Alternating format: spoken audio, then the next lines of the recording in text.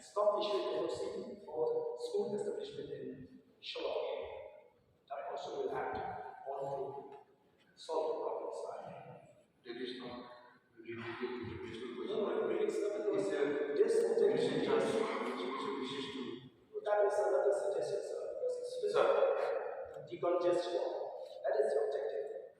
I think if we keep giving permission for school to set up the Shillong, the purpose will be defeated.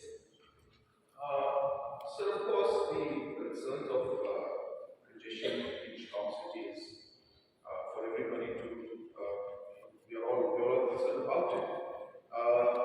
And that's the reason why we came up with this particular formula, because we realized that there's a lot of congestion there.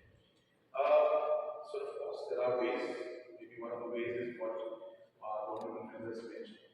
But we also have to realize that education is also important. And if we don't have schools coming up based on the population demographics that is changing, I think we all also that almost 85% of our, 75% of the population below the age of 25, and almost close to 15 lakh children are there who are below the age of 15 and next to going age, rather I should say below 15.